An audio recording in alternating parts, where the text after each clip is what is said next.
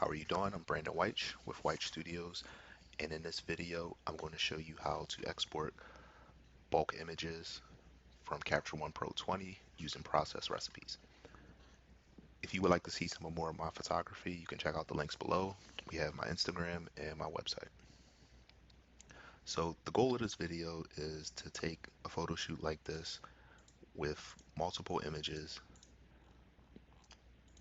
select all the recipes you like, and to process them all at once as opposed to individually going in here and changing settings for each time you want to export the images.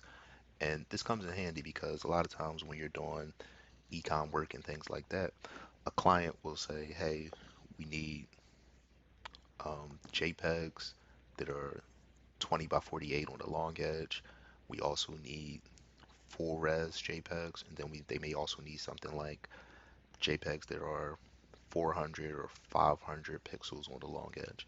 And instead of going in there and typing in those sizes for each time that you export, you can use Capture One and process recipes to automate that whole process and make it very easy and seamless.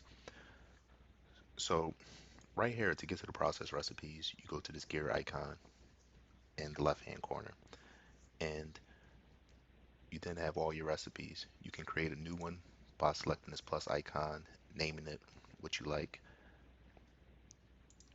It's very important that when you name your process recipes, you be as descriptive as possible.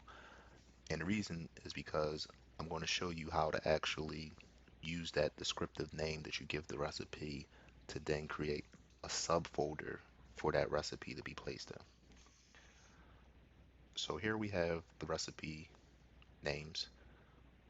We have the description for the process recipe where you can see the format, the color profile, the resolution, the scale, and then at the bottom here we have open with.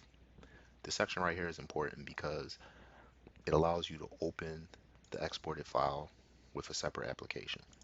That comes in handy when I'm doing the retouching process and I want to export a file for retouching and I want it to instantly open with Photoshop. So I'll just give you an example of that. Select my desktop for this file as an export location. So if I hit PSD 8-bit full size Adobe RGB, when I press Command D on my keyboard, that image is exported and is opened in Photoshop. And the location of that is my desktop right here. You can see the file. And that's the importance of the open with function. Down below here we have the output location. Now, for me personally, I like to, within the recipe, actually select different output locations for each one. And I'll show you why in a second.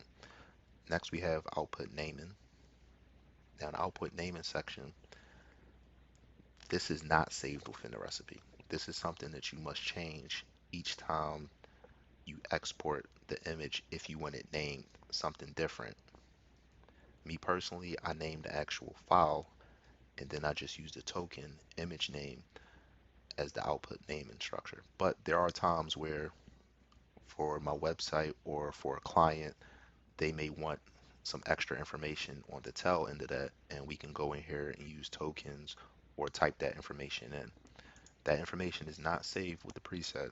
It's just for a one-time use in the output naming section. And right down here we have like a process summary. And with this process summary, it's just basically telling you the file name as you change things on the fly up here. It's telling you the profile and it's giving you an estimate of what the size of that file would be.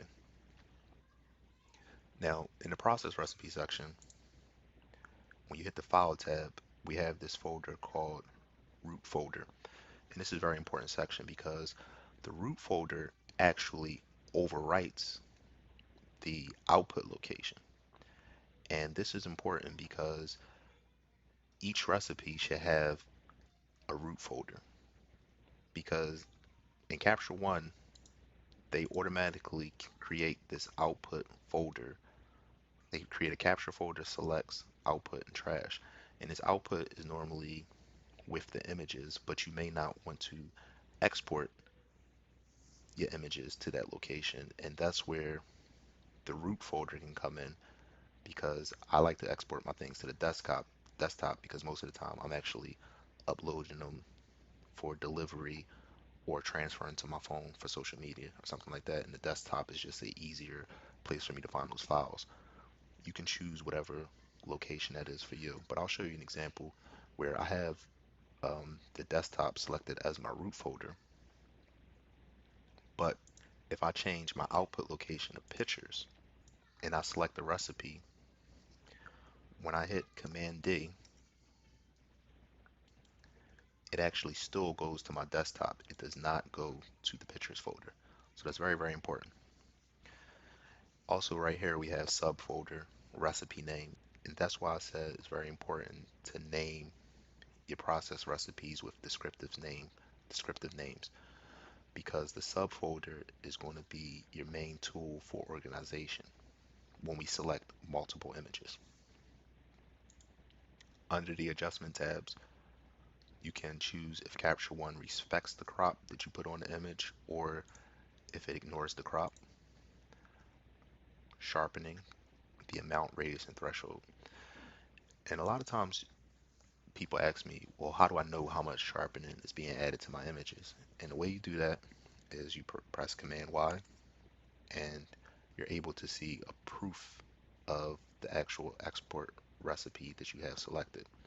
And this is actually proofing at 1,000 pixels on the long edge.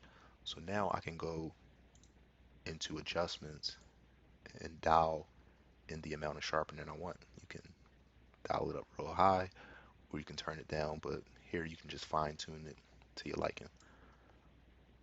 The next tab, I'm just going to reset this. The next tab is metadata. So in this tab, it's pretty self-explanatory. You can choose what fields you want to have uh, baked into the JPEG when it's exported. Copyright, annotations, overlays, and things like that. Watermark is a watermark that you can add to the image. We already went over this section, output location. Output naming. This is not saved with the recipe. I wish it was, because sometimes I do want to have different recipes name the image different ways. This is not saved with the recipe, so you would have to manually go in here and change the output naming per recipe if you wanted it different. One important thing to note about process recipes is if you read my recipe, it says JPEG 1000 pixels on the long edge.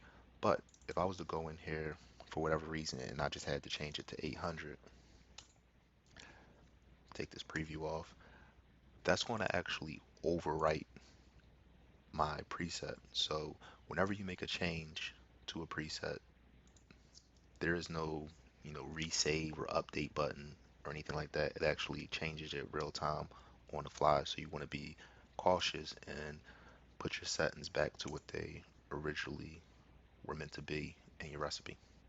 So definitely take the time and create recipes that work best for your workflow. So now that we kind of went over all of the settings, I'm going to show you why this organization was important. So I'm going to select multiple images here. Select all of these images from this shoot. So we have 14 images selected, and I want to have some images for Instagram and Facebook at 20 by 48 on the long edge. I also want JPEGs at 100% quality,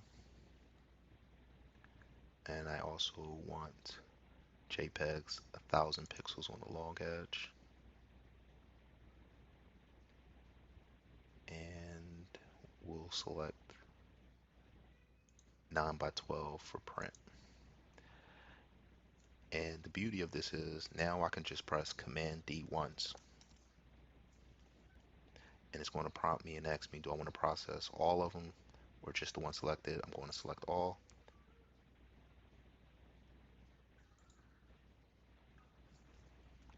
and that task is being completed. So now that that's completed, we'll head over to our desktop, and you can see all of the folders are organized by recipe name. And if we open those up, all of the files have been exported to those settings that we selected. And this is the beauty of this process. With one click, I was able to get all these folders made. I can group them into one folder, titled the shoot. We can just say shoot, and then I can drag that into Dropbox or however I deliver my files to my client, be it Google Drive, Dropbox, whatever service you need. And then once they open up that folder, they already have everything separated, ready to go. So I hope this was a big help for you guys. If you like this video, please give it a thumbs up. And if you would like to see more content like this, please subscribe.